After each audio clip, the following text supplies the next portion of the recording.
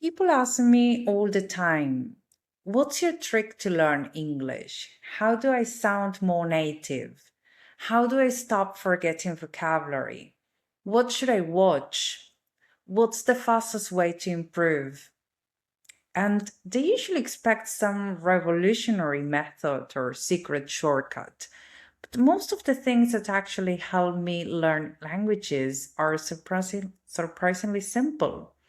It's mostly being curious, writing things down, reusing vocabulary, and accepting that you're never going to know everything, which in a weird way makes learning much less stressful. Because one thing I've noticed after years learning and teaching languages is that the people who improve the most are usually not the people obsessing over fluency. They are the people who build systems that help them stay connected to the language consistently. And over time, I realized I kind of built a lot of those systems for myself. So today, I wanted to talk about some of the things I do in real life. Not 10 hacks to sound native, just the way I actually work with language every day. Something happened in class today that reminded me how important this is. One of my students said, I don't know where I wrote the notes from last class because I have the university notes, work notes, English notes, everything mixed together in this notebook. And I was thinking I could never do that because one of the biggest things that helps me retain information is separating contexts. I have different notebooks for different things. Let me show you. These are my three favorite notebooks. But for example, I have one notebook specifically for technical vocabulary related to companies and industries I work with. It's completely black. Because sometimes I teach fields I didn't originally know much about. For example, the latest one is about transformers, cable windings, laboratory testing, voltage systems, manufacturing processes, which I know nothing. Very specific vocabulary. And instead of trying to force myself to remember everything naturally, which is impossible, well, would it land? I have no previous knowledge about this. I prefer to document it. Because language learning becomes much easier when your brain knows where information lives. And this is important because professional English is not just grammar. If you work internationally, your English becomes connected to your field. Your meetings, your products, your clients, your technical word.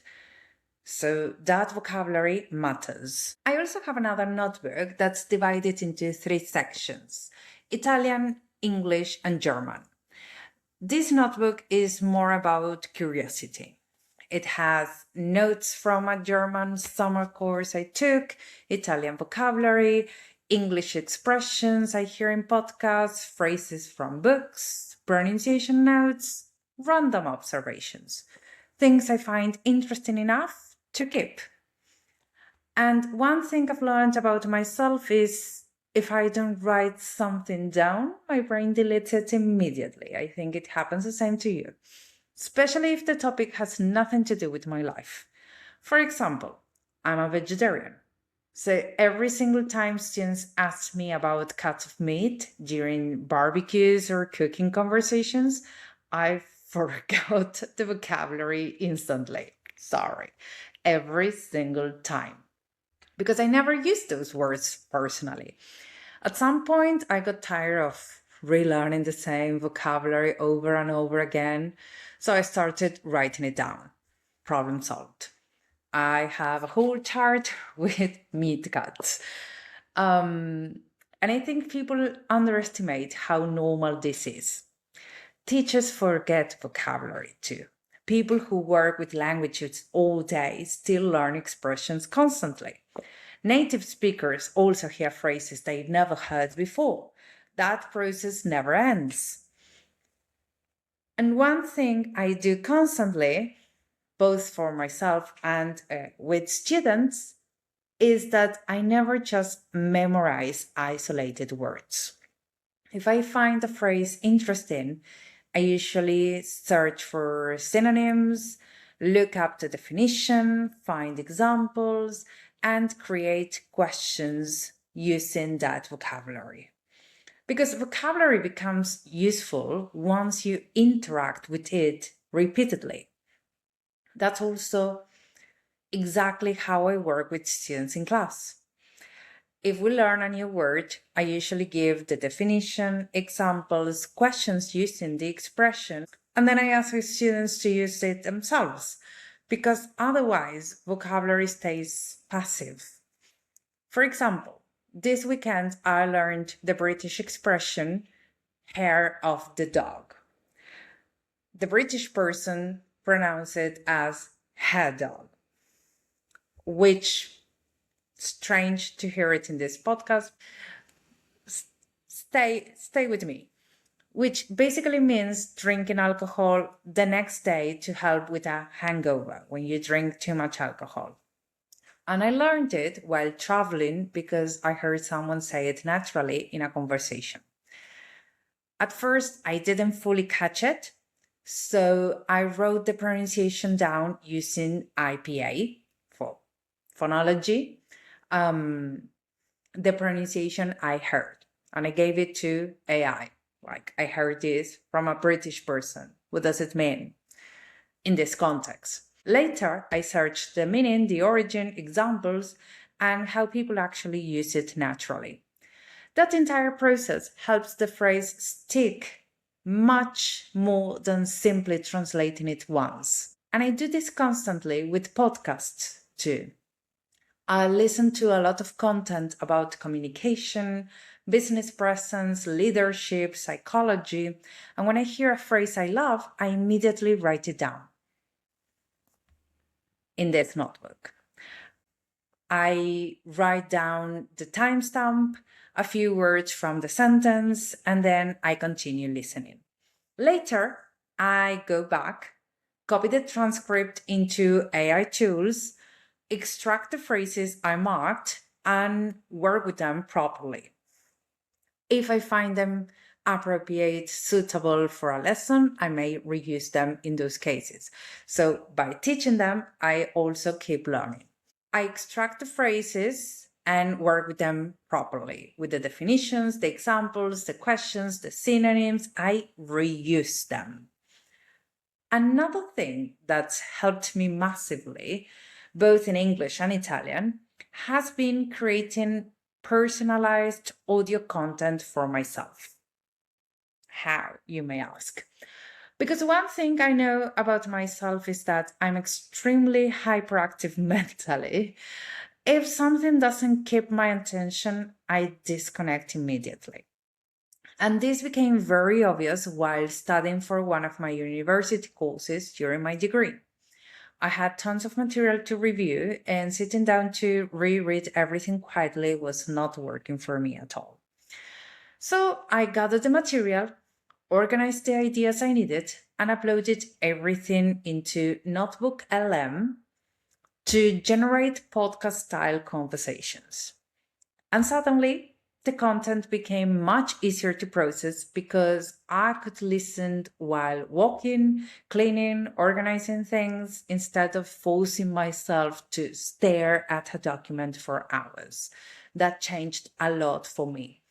And then I started doing something similar with Italian because of one frustration I had was that people constantly recommended just listen to Italian podcasts. But the problem was I wasn't interested in the topics. The variety in Italian is not as rich as the one in English. A lot of beginner content focused on Italian culture, tourism, basic conversations.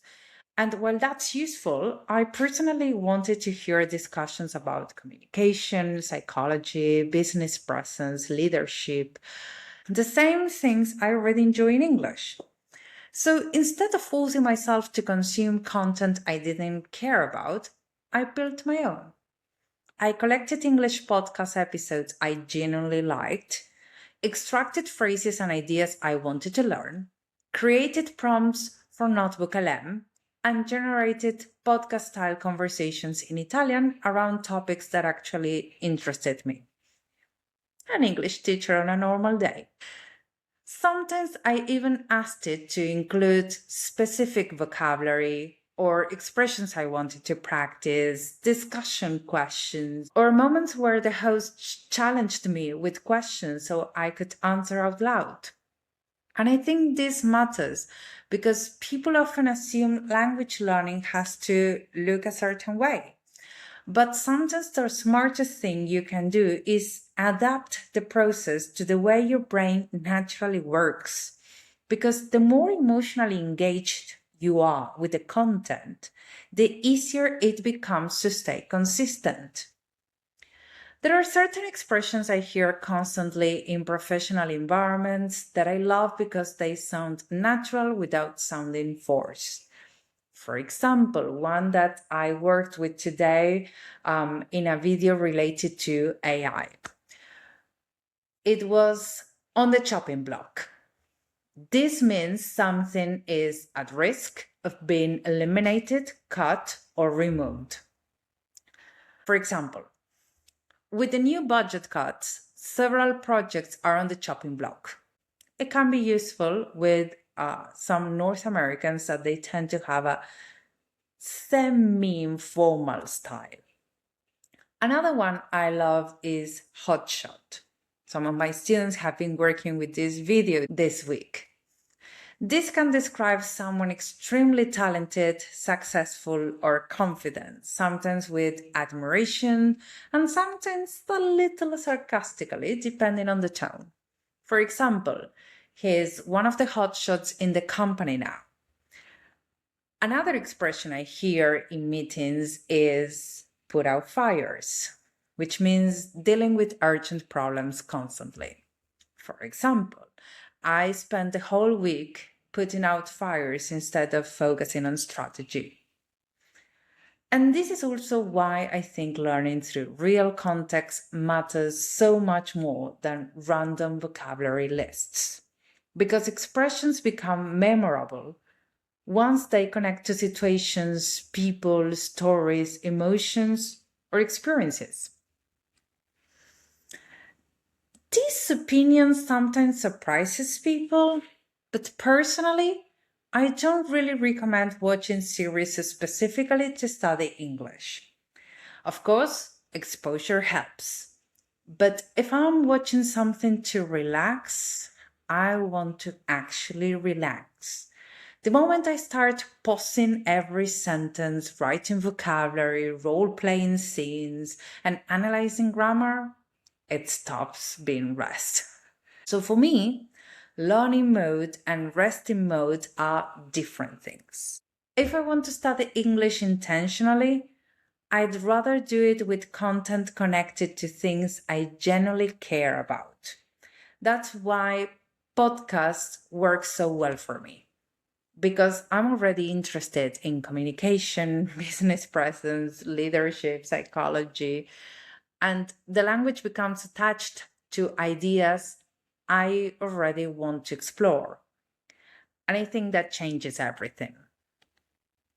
So, no, I don't really have magical language hacks.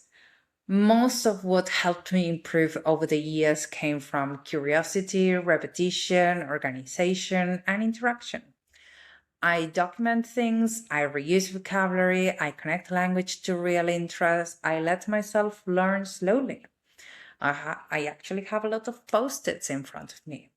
And I stopped expecting myself to know everything all the time because nobody does.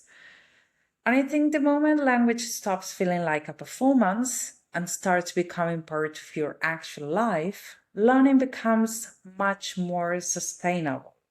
So now I'm curious. What's something that generally helps you remember English better? Because I'm always stealing new ideas too. So let me know.